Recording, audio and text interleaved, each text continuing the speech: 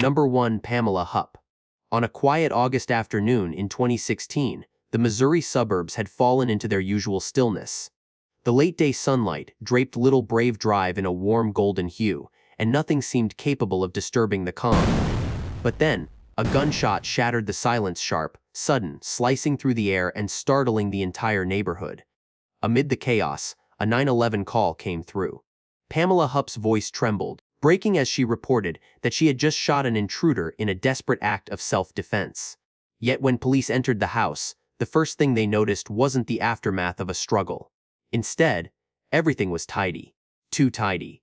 Almost procedurally arranged, as if each item had been placed with care to tell a story that favored the homeowner. A real self-defense scene should have been chaotic, but this one looked staged, like a poorly written script brought to life.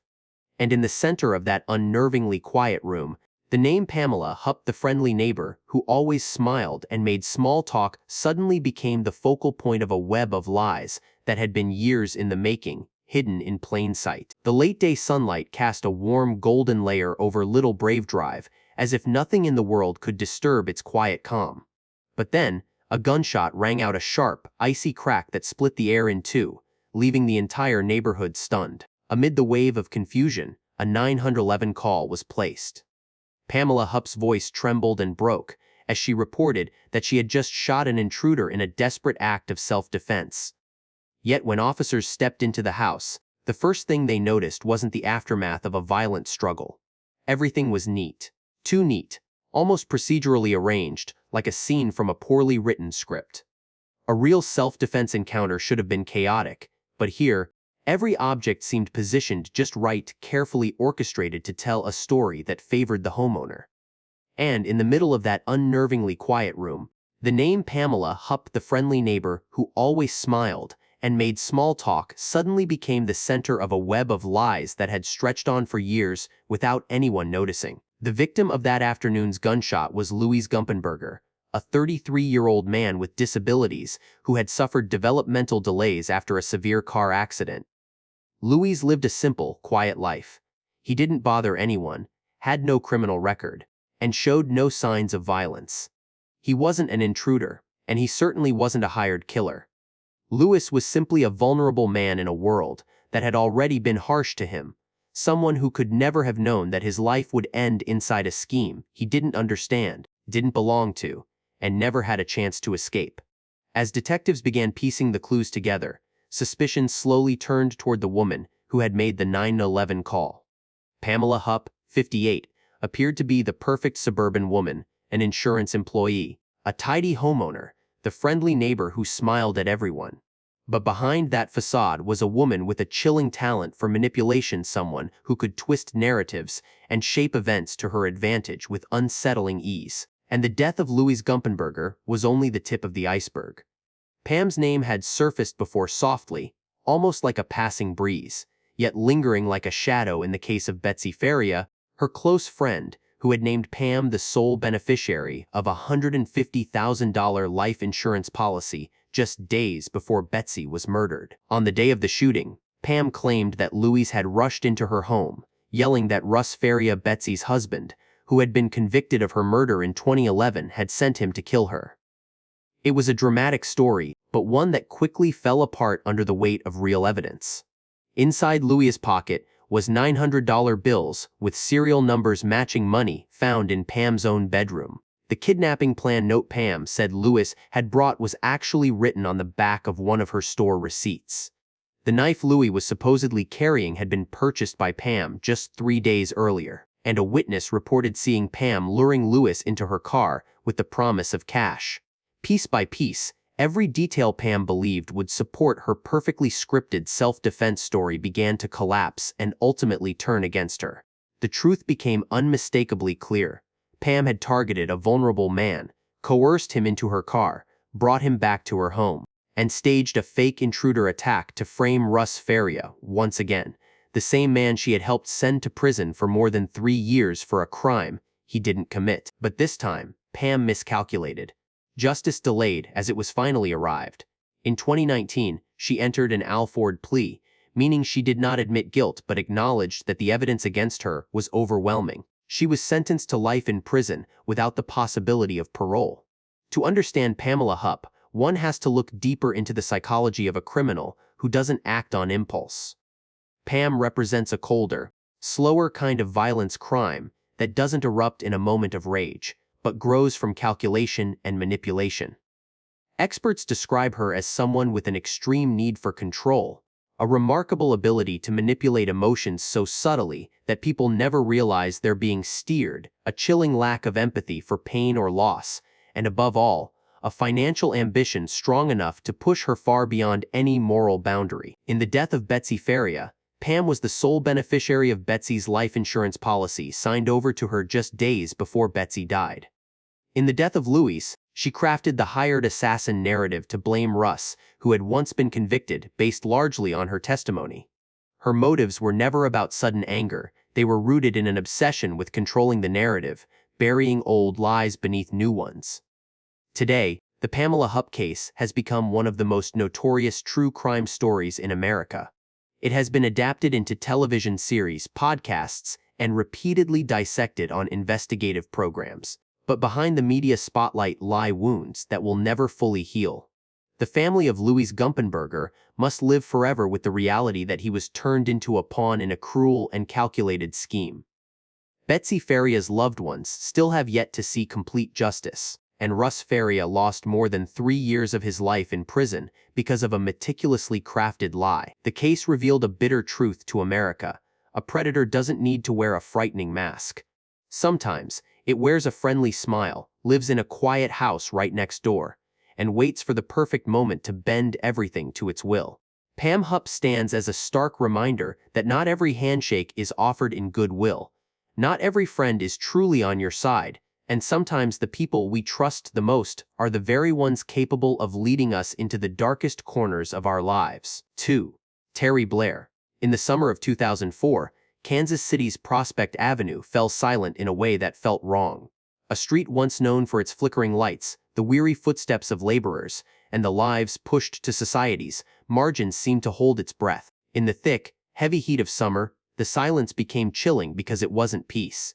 It was a warning that something was unfolding in the shadows. Women from the area began to disappear.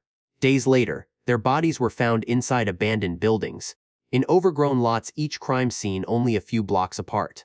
As panic tightened its grip on every street and every alley, police began receiving strange 911 calls. The voice of a man, calm, steady, almost emotionless, would direct them to the next body. There was no fear in his tone, no attempt to hide what he knew. Only a cold, unsettling composure that sent shivers through even the most seasoned investigators.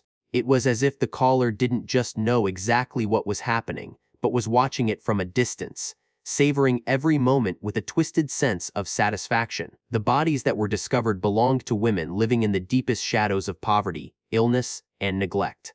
Anna Ewing, 42, Patricia Wilson Butler, 58, Shelia McKenzie, 38, Darcy Williams, 25, Carmen Hunt, 40, Claudette Junn, 31 names representing women who survived by working on the streets, where the line between safety and danger is thinner than a breath. Most of them held jobs society looked down on, jobs people avoided, judged, or pretended not to see. But they were still daughters, mothers, sisters. They had loved, had hoped, had dreamed of something better. Their deaths were not just the tragic end of difficult lives, they were a reminder that these women should have been protected, even just once. As bodies continued to surface, the darkness hiding the killer began to take shape. The man behind the eerie 911 calls wasn't a stranger to Prospect Avenue. He was Terry Anthony Blair, 42. Blair grew up in a family engulfed in violence, a place where death, prison, and despair repeated themselves like a curse. His brother was executed for murder. Other family members had run-ins with the law. Blair's childhood was steeped in fear, chaos, and a complete absence of stability or emotional grounding. Blair had previously spent more than 20 years in prison for killing his girlfriend, the mother of his 2 children, in a burst of rage in 1982. When he was released in 2003, Blair returned to the only place he had ever known, Kansas City's Prospect Avenue, a neighborhood forgotten by the world and filled with people society had long abandoned. And it was there, in familiar shadows, that the darkness inside Blair awakened once more.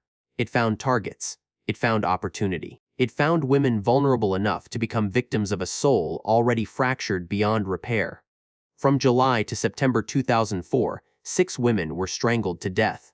But what haunted investigators even more was the way their bodies were left behind. Not hidden, not covered. Almost as if the killer wanted to send a cryptic message to the world, or perhaps to himself. And then came the 911 calls again.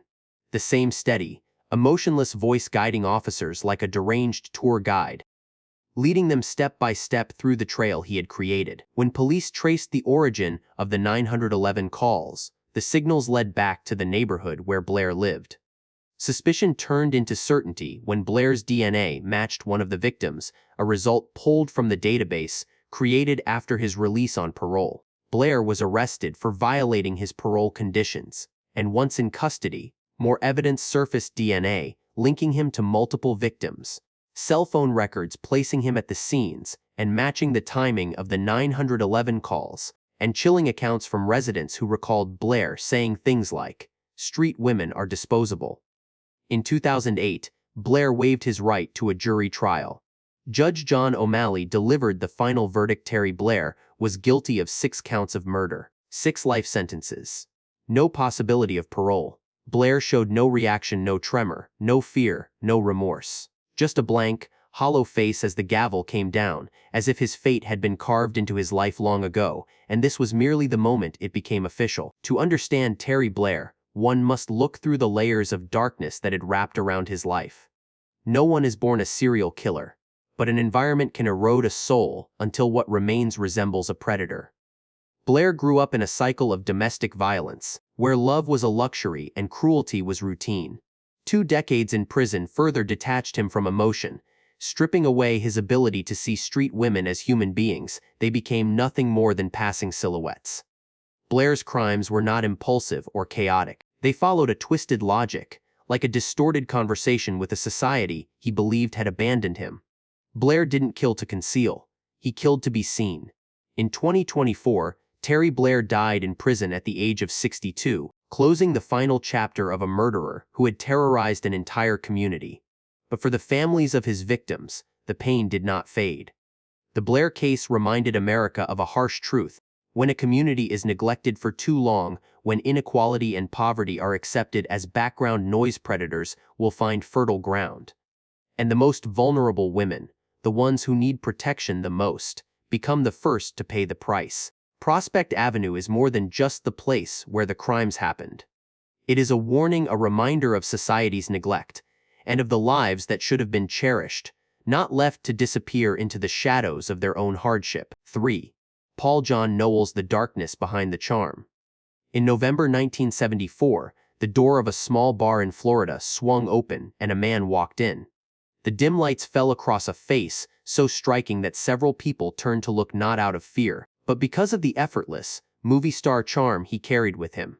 No one there could have known that just days later, newspapers across the country would give that handsome face a name that sent chills through millions: the Casanova Killer. From Florida to Nevada, a trail of bodies stretched across his path. A cross-country hunt unfolded, one in which the killer didn't flee in panic, but moved boldly, almost as if he were enjoying a reckless, thrill-seeking adventure without a hint of remorse. Knowles's victim list was chaotic, leaving investigators desperate. There was no pattern, no preferred victim type. His violence didn't discriminate by age, class, or circumstance. Among those killed were Alice Curtis, 65, tied up and left to die simply because Knowles wanted her car keys. Lillian and Mylette Anderson, 2 young sisters, just 11 and 7 years old children who never had the chance to grow up. Imogen Sanders, 13, innocent and full of promise. Marjorie Howie, 53, and Kathy Pierce, 24. And there were others, unidentified victims found along highways or deep in wooded areas, becoming silent names in a story where their lives were never fully told. Knowles didn't choose his victims out of hatred. He didn't choose them for sexual reasons. He didn't choose them because of some long-term plan. He chose them because they were there. Because they happened to appear at the exact moment he wanted to feel the dark, intoxicating power of deciding who lived and who died. And every face on that list represents a life cut brutally short by a man who could charm like an angel but kill like a demon. Paul John Knowles was born in 1946 in Georgia, into a family marked by poverty and violence. His childhood knew nothing of gentleness. From a young age, he bounced in and out of reform schools, surrounded by cold walls and emotionless faces. But in that harsh environment, Knowles developed something that made him far more dangerous: natural charisma.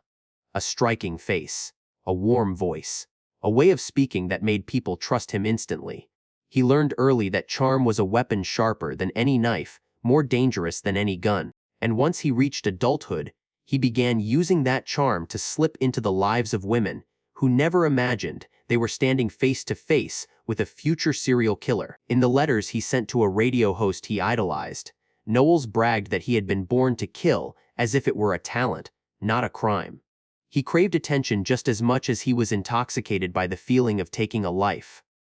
A man of two faces, living on the thin line between drifter and demon, between the warm glow of bar lights and the cold forests, where bodies were left behind. 1974 marked the beginning of the true nightmare. Knowles escaped from prison by snapping a handcuff pin and slipping into the woods. From that moment on, he moved like a free-roaming ghost, drifting across multiple states. He hitchhiked, broke into homes, charmed women into believing he was a good man down on his luck, then strangled them with whatever he could find: an electrical cord, a scarf, a belt. In one town, he stole a car. In another, he held an entire family hostage. No pattern, no consistency. No behavioral model for investigators to rely on. It was precisely this randomness that made him one of the most dangerous killers of his era. In November, Knowles kidnapped a police officer and a journalist, forcing them to drive across Georgia. It was one of the rare moments when he revealed his overconfidence, and it ultimately led to his downfall. When Knowles let his guard down, the officer lunged at him, sparking a struggle that gave pursuing authorities the chance to close in. Knowles was captured after months of spreading terror, but even then, he showed no sign of remorse.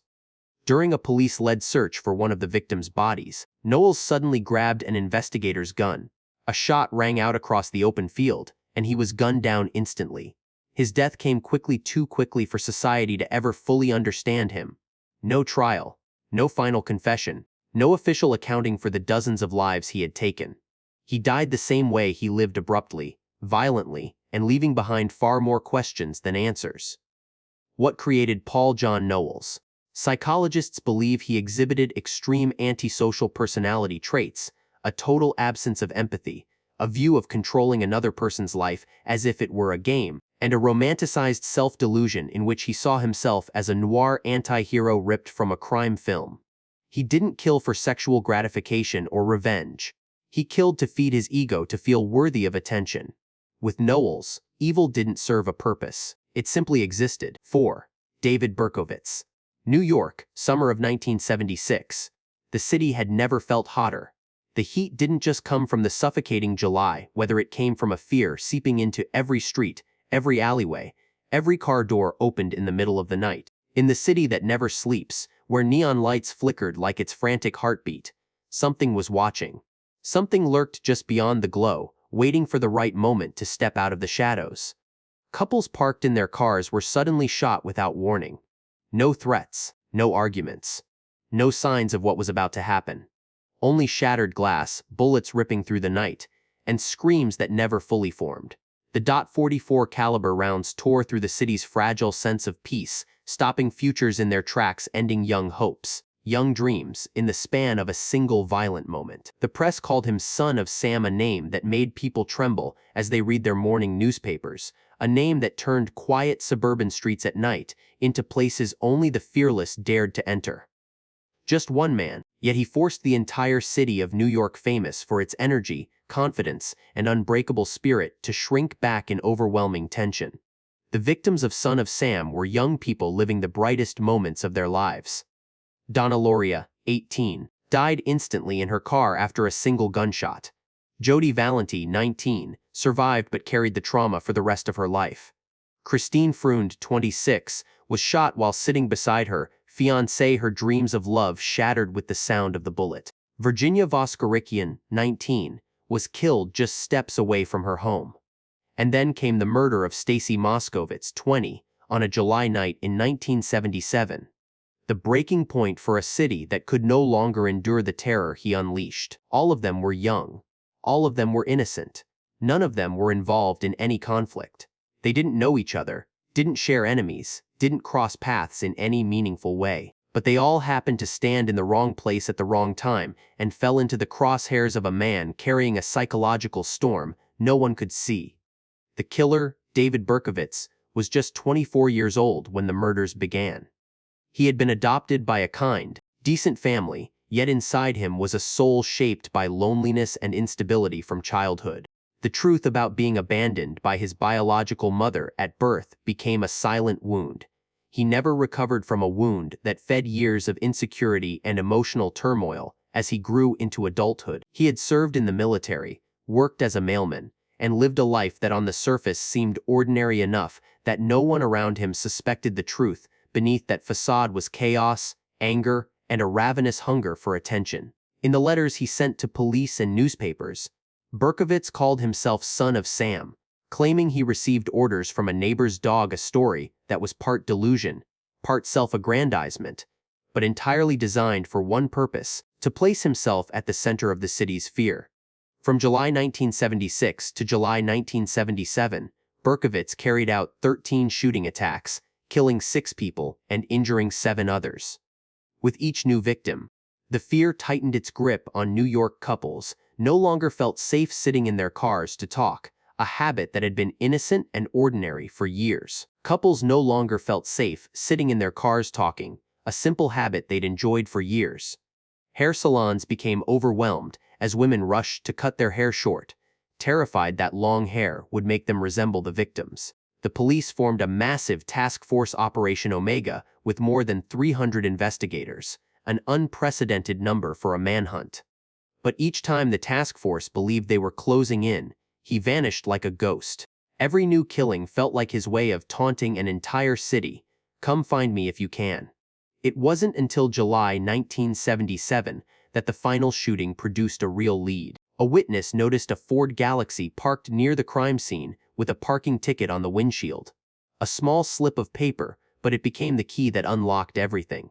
From that ticket, police traced the vehicle back to its owner, David Berkowitz. On August 10, 1977, officers waited as Berkowitz stepped out of his house. Inside his car lay the familiar .44 caliber revolver and a new letter he had not yet mailed, filled with the same twisted bragging he had flaunted for months. When officers confronted him and asked, "Who are you?" Berkowitz simply smiled, replying softly, almost playfully, "I'm Sam, son of Sam." He didn't run. He didn't resist. It was as if he had finally stepped into the spotlight he'd always craved. To understand Berkowitz is to look into a hollowed-out mind, where 3 forces shaped a tragedy: childhood abandonment, lifelong social isolation, and untreated mental disorders.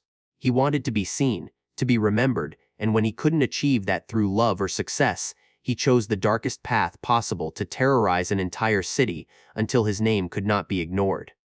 But experts agree on one thing: Berkowitz was not out of control. He selected his victims. He planned his attacks. He moved with purpose.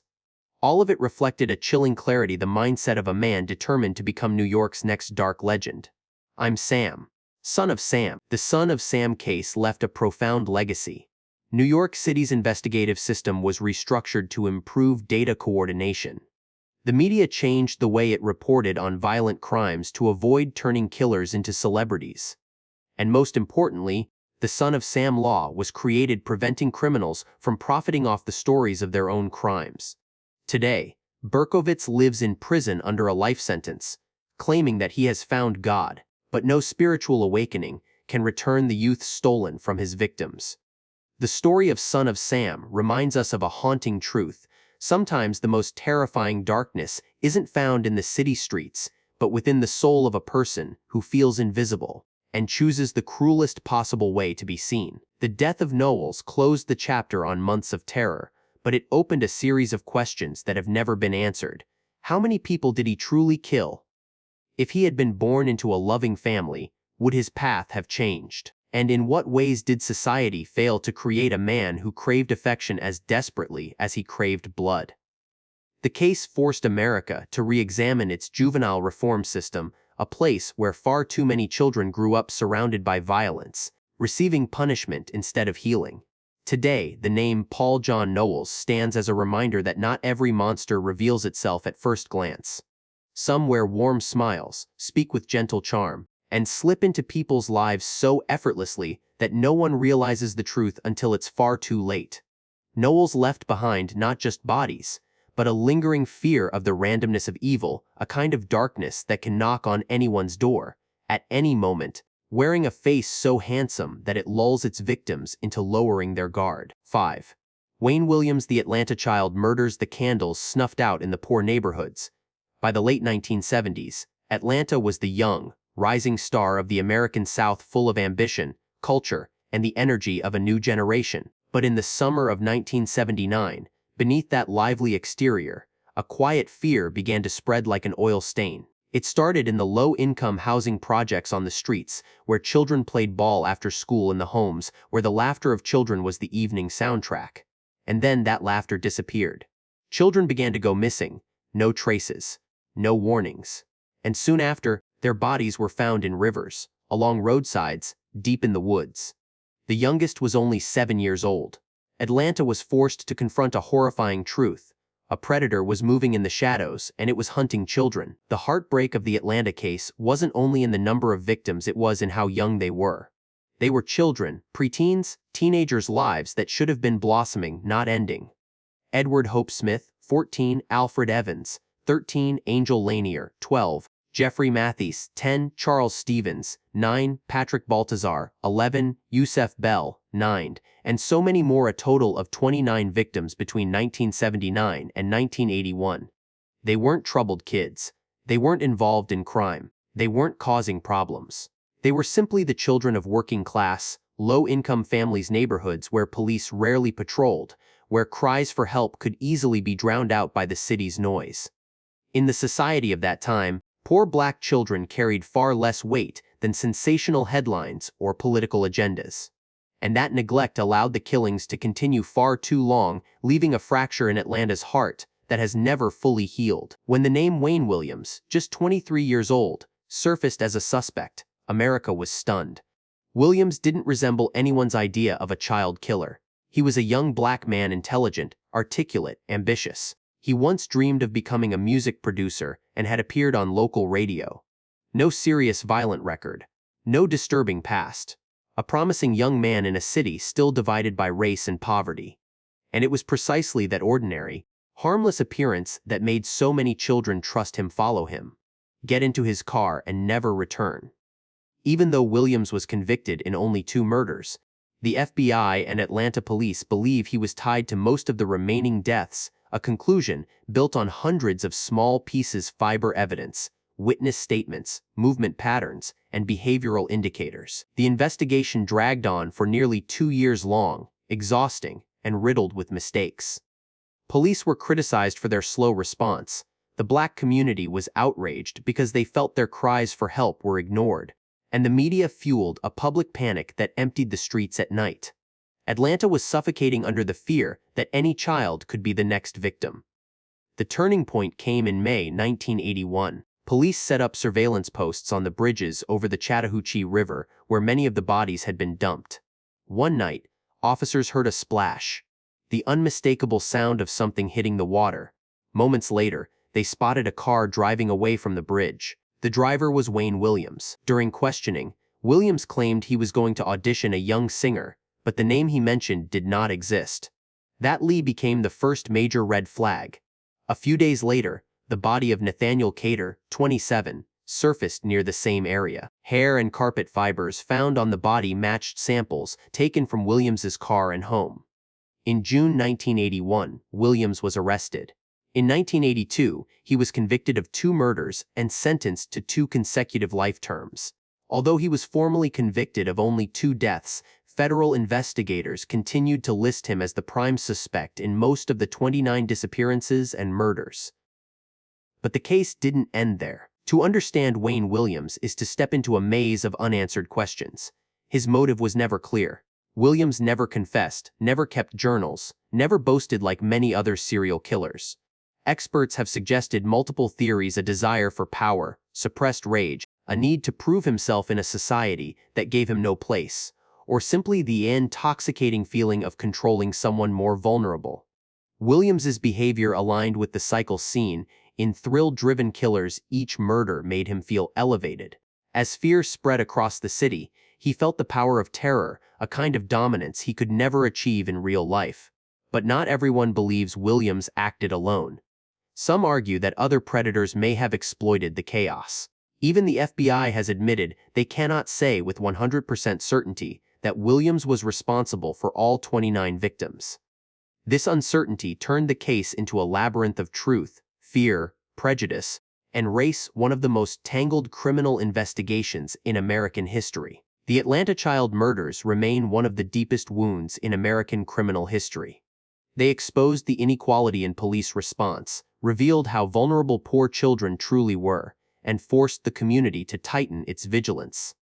In 2019, the mayor of Atlanta ordered the case reopened, a final effort to answer the questions that had lingered for nearly half a century. How many victims were there really? And were they all killed by the same hand? But no matter how the debates unfold, one heartbreaking truth remains unchanged: 29 families lost their children, 29 candles went out, and an entire generation grew up with a shadow of fear tucked into the corners of their memory. The case reminds us that evil doesn't only come from distant darkness, sometimes it comes from the very hands children trust most. 6. Albert Fish, the Gray Man, the Darkness in Human Form. New York, 1934. The city pulsed with its usual sleepless rhythm, but inside the small home of the Budd family, that fragile sense of peace was shattered by a mysterious letter. The handwriting trembled, the ink smeared with every stroke, and it described horrors no parent could ever bear. This letter wasn't just a confession. It was the doorway into one of the most disturbing crime stories in American history. As police followed the clues hidden within the letter, they were led to an elderly man, gentle in appearance, polite, with cloudy eyes that suggested a life quietly lived. But that gentleness was nothing more than a mask. Behind the faint smile, behind the thin, frail frame of the old man, lay a bottomless darkness, a sickened mind that had lived undetected for years. That name, Albert Fish, would later become a symbol of the coldest, most horrifying form of evil wrapped in the most unassuming human shape. The victim who turned this case into a national nightmare was Grace Budd, a gentle 10-year-old girl who loved drawing and gardening. The Budd family was poor but warm, and Grace was the small light that brightened their difficult days. No one could have imagined that the man who visited their home in 1928, claiming he was looking to hire a farmhand, was actually a predator who saw in Grace an easy, vulnerable target. He asked permission to take Grace to his niece's birthday party. No one doubted the polite old man. No one imagined that their trust would lead to a tragedy beyond repair. Grace left the house with an innocent smile, and it was the last time her family ever saw her alive. For 6 years, the case sank into complete darkness. No clues, no explanations, not a single glimmer of hope. The Budd family was exhausted by waiting, tormented by questions no one could answer. Was Grace still alive? Was she suffering? And who had taken their little girl from them? Everything changed when the 1934 letter arrived. Amid the horror of its words, detectives noticed familiar traces: the handwriting, the phrasing, and the postal station where it had been mailed. Following those small threads, they were led to a boarding house where Albert Fish had been renting a room. When police arrived, Fish didn't run. He didn't fight. He simply smiled, a smile that witnesses later said they would never forget. The smile of a man who knew he had been exposed and felt no fear whatsoever. In 1935, Albert Fish was charged with the murder of Grace Budd. The jury took less than an hour to reach a verdict.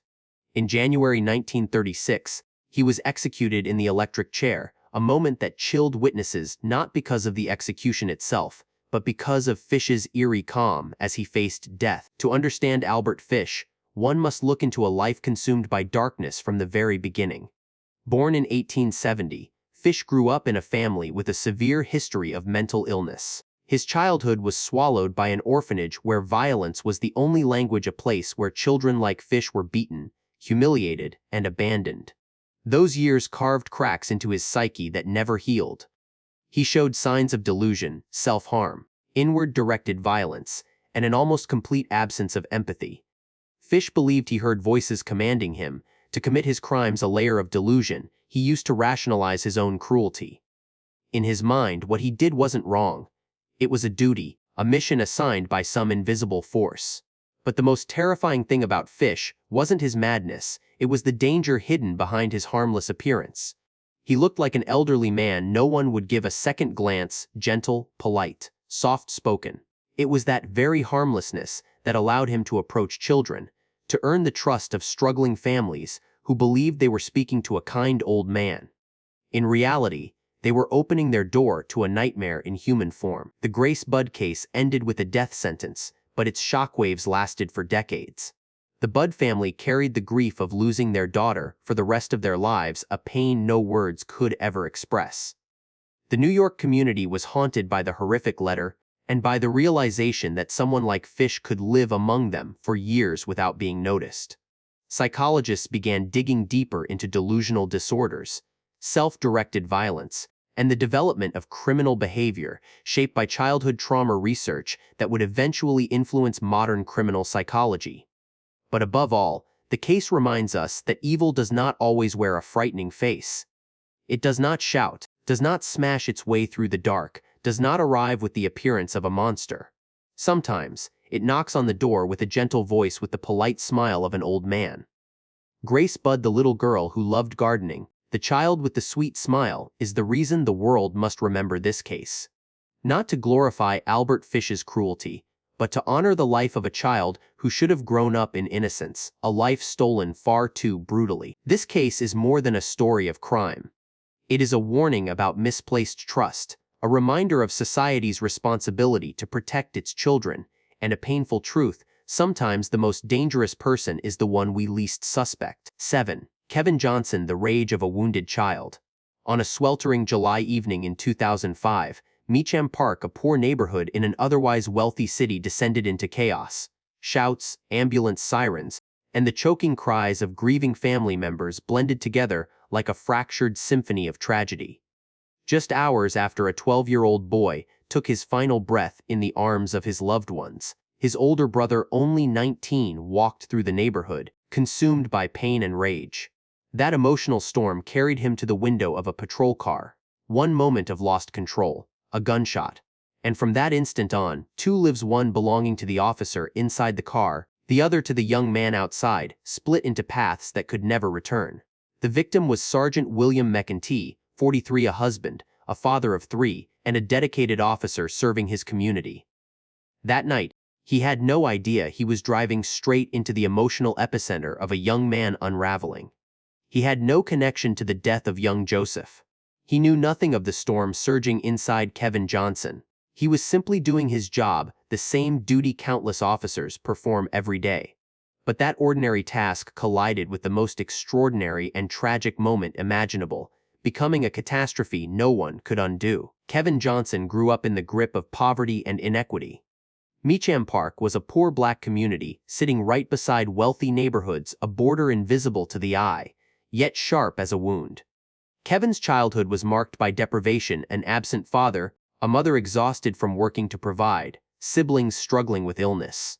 From an early age, his encounters with police made him feel targeted rather than protected. But the moment that sent Kevin's life spiraling into darkness was the death of his younger brother, Joseph, a boy with a congenital heart condition who collapsed just as officers arrived at the home to serve a warrant on Kevin. When Kevin returned and learned that his brother had died shortly after the police left, something inside him shattered beyond control. In that moment, for a 19-year-old who had never received emotional guidance or psychological support, grief twisted into a warped conclusion: they killed my brother. It wasn't logic.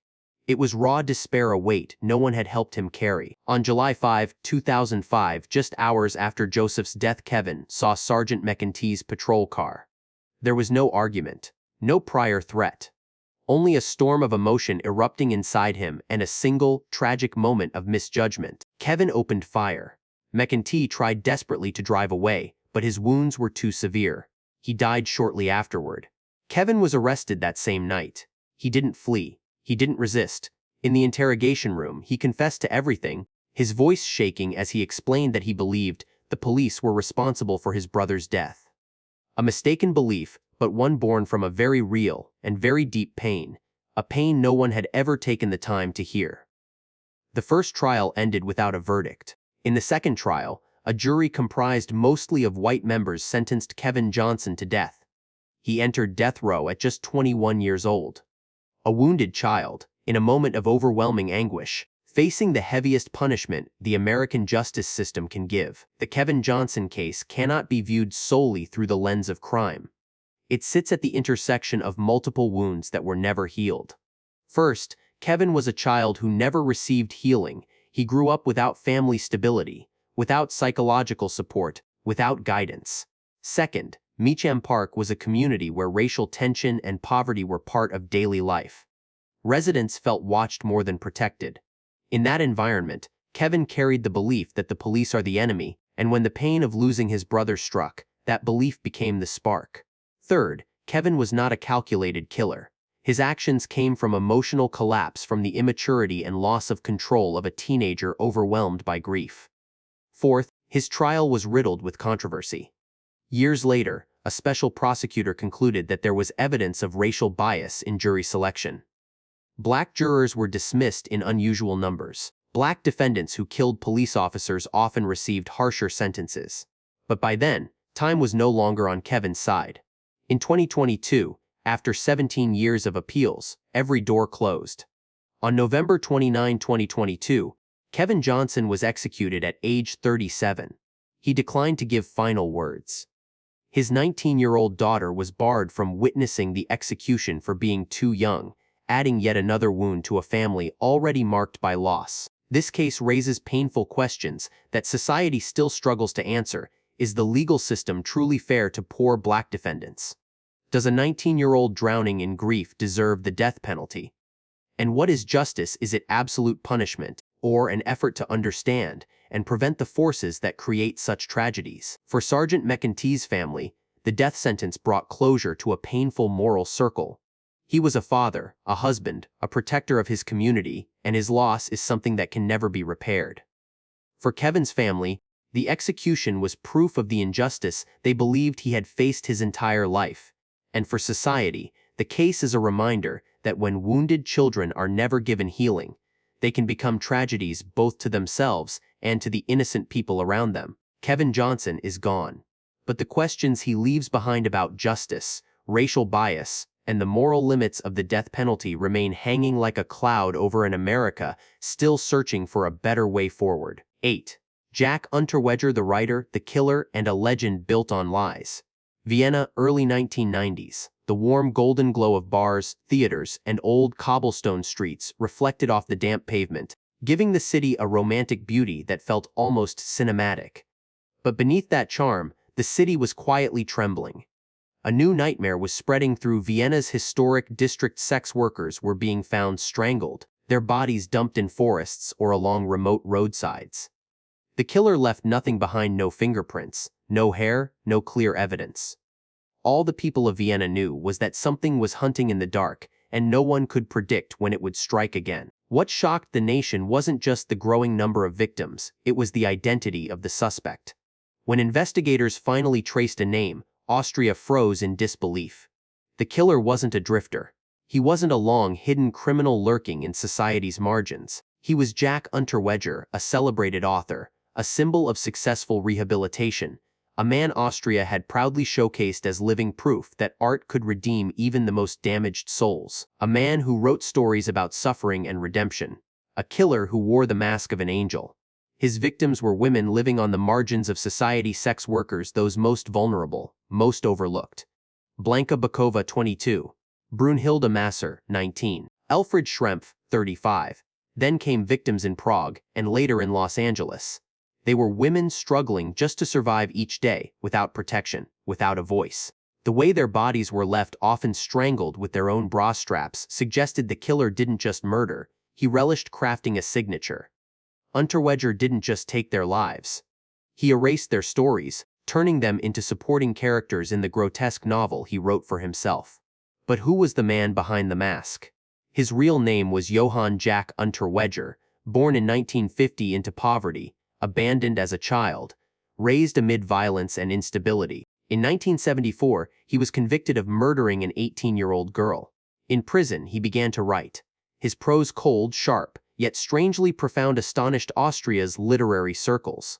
Writers, scholars, artists, social activists all believed he was a lost talent waiting to be redeemed. A massive campaign demanding Unterweger's release began to rise.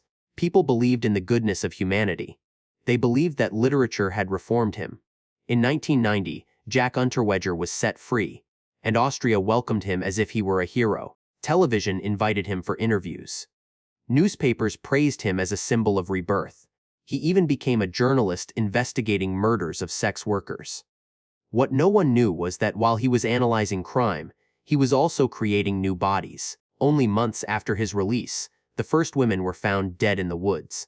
Then came the second, the third. Police began to notice the similarities: the method of strangulation, the way the bodies were arranged, the subtle forensic traces, each one forming a signature they had seen before. But they hesitated. How could they believe that the killer might be the man the entire country was celebrating as a humanitarian icon? The breaking point came when Unterweger traveled to Los Angeles to write about working conditions for sex workers. During his stay, 3 women were killed in exactly the same manner as the victims in Vienna. The FBI opened a file. Flight logs, hotel records, microscopic fibers, everything aligned perfectly. There was only one man moving between Austria and the United States at the precise times of all the murders: Jack Unterweger. A massive campaign demanding Unterweger's release began to rise. People believed in the goodness of humanity. They believed that literature had reformed him. In 1992, he was arrested after fleeing through several countries. The trial lasted 2 months, and every piece of evidence from fabric fibers to ligature marks to DNA pointed directly at him. Unterweger was sentenced to life in prison without the possibility of parole. Just hours after the verdict, he committed suicide in his cell, tying a knot identical to the one he had used to strangle his victims. A perfect, grotesque circle, as if he wanted to write the final chapter of his own twisted story. What made Unterweger one of the most dangerous killers in Europe was not just the number of his victims, but his mastery of manipulation. He knew how to perform. He knew how to cry at the right moment. He said exactly what society wanted to hear. First, he wore the mask of an angel, a profound writer, a calm gentleman, a supposed advocate for women's rights. People saw the sincerity in his prose, but no one saw the darkness waiting to consume them. Second, his diseased ego demanded that he prove he was smarter than the police, that he could deceive the entire nation of Austria. He wanted to be both the killer and the storyteller, the protagonist in the noir novel he was crafting out of real lives and real blood. Third, society wanted so badly to believe in redemption that it became blind. People longed for a beautiful story so much that they forgot a man who once killed could kill again, this time with even greater sophistication. The Unterweger case became a seismic shock for Austria and for the world.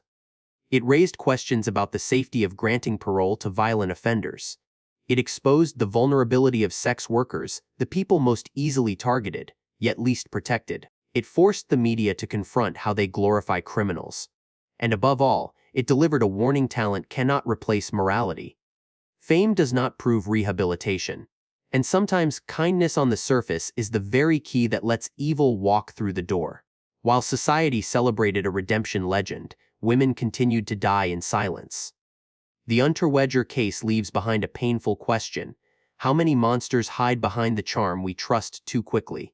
And how many more lives must be lost because we choose to believe the facade? 9. Israel Keyes, the perfect predator. Anchorage, Alaska, February 2012. A night so cold the air itself seemed to freeze into mist. Inside a small roadside coffee stand, Samantha Koenig, an 18-year-old finishing her shift, suddenly found herself face to face with a masked man. The security camera captured everything: no gunshot, no scream, just a chilling moment of stillness as Samantha was forced out of the booth and swallowed by the darkness. But that silence was only the beginning of a far greater horror. Days later, her family received a photograph of Samantha appearing alive, eyes open, sitting upright, beside a newspaper showing that day's date. Hope surged. But when her body was discovered, the truth crushed the entire nation. Samantha had already been dead when the photo was taken. Her killer had sewn her eyes open and posed her body like a doll to deceive her desperate family. Samantha Bright, energetic, working part-time after school, was just an ordinary girl from Anchorage. She had a loving family, close friends, simple dreams for the future. But Keyes didn't care who she was. He didn't care about age, gender, background, or circumstance. To him, Samantha was simply an opportunity, and Samantha was not the only one. The FBI believes Israel Keyes was connected to at least 11 other victims across the United States, but most of them have never been identified. There was no motive, no victim type, no pattern, only one chilling truth: Keyes killed anyone whenever he felt like it. That is what left dozens of families trapped in agonizing uncertainty, never knowing why their loved ones vanished, never knowing whether they had become victims of Israel Keyes. But who was the man behind the mask? His name was Israel Keyes, born in 1978. An Army veteran, a carpenter, a quiet small business owner. He lived so discreetly that almost no one noticed him. No public history of violence, no chaotic personal life. But beneath that ordinary exterior was a predator engineered with terrifying precision. For more than a decade, Keyes traveled across the United States, leaving behind countless kill kits. Murder caches buried in forests, parks, roadsides, even cemeteries. Each kit contained rope, guns, tape, knives, shovels, a portable toolkit for killing. They sat beneath the soil for years, cold and silent, waiting for him to return whenever he chose to carry out a murder he might have planned long before. Investigators called him the perfect predator. He never bragged. He left no trace. He never killed people he knew. He never killed near home. A ghost moving from state to state, murdering thousands of miles away, then returning to Alaska to go back to work, to be a father, to live as the polite, quiet man his neighbors thought they knew. On February 1, 2012, Keyes abducted Samantha from the coffee stand. He didn't keep her long. He killed her almost immediately. But he didn't stop there. Keyes took Samantha's phone and texted her family to mislead them. Then he staged the horrific photograph. Samantha's eyes sewn open to create the illusion she was still alive, and placed a current newspaper beside her to demand ransom. In desperation, her family followed every instruction, clinging to the fragile hope that Samantha might still be saved. But it was all a cruel game Keyes had orchestrated from the beginning. When Keyes used Samantha's ATM card while fleeing, the ATM cameras captured his silhouette and the rental car he was driving. Texas police noticed the mismatched license plates, and during a routine stop, they found the ATM card, cash, and a handgun. Israel Keyes was arrested. During interrogation, he sat calmly, speaking about murder the way someone might describe a road trip. He talked about his rules, his kill kits buried across the country, his unnamed victims. No emotion, no remorse, no pride, just the cold honesty of someone who believed he existed outside human morality. But before investigators could take him to trial, before the FBI could learn the identities of all his victims, Keyes committed suicide in his jail cell in 2012, leaving behind secrets no one will ever unravel. Israel Keyes was unlike most serial killers. He didn't want fame. He didn't seek sexual gratification. He didn't kill out of hatred or greed. He killed for pure, absolute power. What made him uniquely dangerous was his near-perfect preparation. No one ever knew when Keyes had begun planning a crime because he planned months, sometimes years, in advance. The kill kits he buried across America stand as chilling proof of his patience and precision. He also understood exactly how to avoid being caught, never use his personal phone, never kill where he lived, never target a specific victim type, never keep souvenirs, a ghost that left no footprints. Psychologists described Keyes as someone capable of extreme compartmentalization, a gentle father by day, a remorseless predator by night. This absolute duality made him one of the most difficult offenders of the 21st century to decode. The Israel Keyes case leaves behind a debt that can never be paid. Countless families still don't know whether their missing loved ones were his victims. The FBI holds a long list of suspected locations but no answers. Society, for the first time, confronted a killer who needed no motive, no recognition, only opportunity. The case also forced the FBI to change its methods: better nationwide data integration, more sophisticated financial tracking, and closer monitoring of individuals who travel irregularly across states. But the deepest wound belongs to the family of Samantha Koenig, who clung to hope from a staged photograph, only to face a truth more brutal than anything they could have imagined. Israel Keyes is dead, but the secrets he carried are not. And it is that silence, the silence of victims without names, that makes the world shudder every time his story is told. He also understood exactly how to avoid being caught. Never use his personal phone. 10. Richard Speck, the Night of Horror in Chicago. Chicago, summer of 1966. Inside a small townhouse used as a dormitory for student nurses, the heavy July heat made it difficult to sleep. Some of the young women were getting ready for the next day's shifts. Some had already turned off their lights, others whispered quietly, winding down for the night. None of them knew that just a few steps beyond their door, a nightmare was approaching, slow, cold, emotionless, and carrying no reason the human mind could ever comprehend. By sunrise, Chicago was in shock. One of the most horrific mass murders of the 20th century had taken place. 8 nurses were dead. A city was shaken to its core. And the man responsible, Richard Speck, became the embodiment of a darkness America would spend years trying to understand, and even longer trying to forget. The victims that night were young trainee nurses living together, sharing their youth and their dreams of healing others. Gloria Davy, 22. Suzanne Ferris, 21. Marianne Jordan, 20. Patricia Metusik, 20. Nina Jo Schmale, 24. Valentina Pajian, 23. Merlita Gargullo, 23. Pamela Wilkening, 20. Each one full of ambition, kindness, and the quiet courage that comes with choosing a life in medicine. They entered the nursing profession because they wanted to help people. They left their families, moved to Chicago to study, cooked together, studied together, and shared hopes for the future. But that night, their dreams were stolen not by a medical tragedy, but by the hands of a man who wanted to pour all his rage onto the most vulnerable people he could find. In that nightmare, only one woman survived: Cora Amurao, 23. She hid beneath a bunk bed, holding her breath for hours in indescribable terror. Her survival and her courage became the key that eventually led investigators to Richard Speck. The killer, Richard Speck, was born in 1941 and raised in a fractured home. His father died early, and his mother remarried a violent alcoholic. Speck's childhood was a long stretch of neglect, humiliation, and isolation. He struggled with social anxiety, stuttered, had few friends, and carried a mix of deep insecurity and simmering anger. As an adult, Speck worked as a sailor, drank heavily, and racked up charges for assault, theft, and domestic violence. After his wife left him and a series of failures piled up, his unresolved fury found no escape. It built and built like a storm cloud waiting to burst. And when it finally did, it swept up 8 young women who had nothing to do with his life, and never should have crossed his path. On the night of July 13, going into the early hours of July 14, 1966, Speck broke into the student nurse's townhouse. He controlled the young women with a knife and relentless threats. For hours, Speck led them out one by one. We don't need to revisit the gruesome details to understand that it was a night of pure hell, a night in which 8 innocent women endured a terror beyond anything words can capture. Cora Amurao, the sole survivor, hid under a bed, trembling and barely breathing. When Speck finally left, she ran outside, pounding on a neighbor's door and calling the police. Her clarity in the midst of unimaginable fear is the reason the case was solved. At the scene, detectives found a clear fingerprint on a wardrobe door. It matched the record of Richard Speck, a drifter with a criminal history who was roaming the city.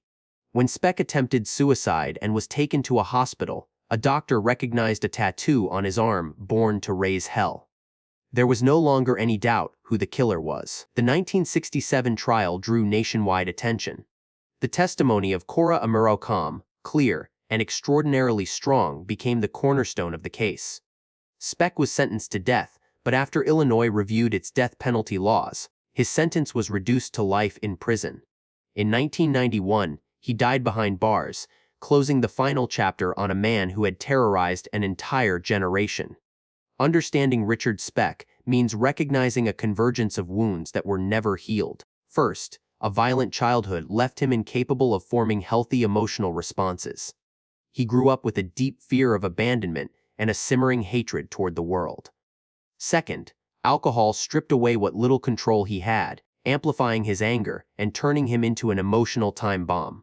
Third, he developed a profound misogyny after a failed marriage and repeated personal failures. The young nurse's kind, gentle, living together became the targets onto whom he projected that hatred.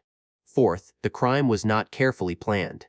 It happened because Speck saw the nurse's dorm, realized it housed only women, and acted on impulse. Speck was not a calculating serial killer. He was the embodiment of uncontrolled rage, unhealed trauma, and psychological distortion left to rot for far too long. The Richard Speck case left a lasting impact on American society. Hospitals and nursing schools strengthened their security protocols. Movements advocating for women's safety in the medical field gained momentum, and the story of Cora Amurao became a symbol of extraordinary survival and courage. Most importantly, the nation began to take gender-based violence seriously, an issue that had been neglected for far too long. More than half a century has passed, yet the name Richard Speck still sends chills down the spine.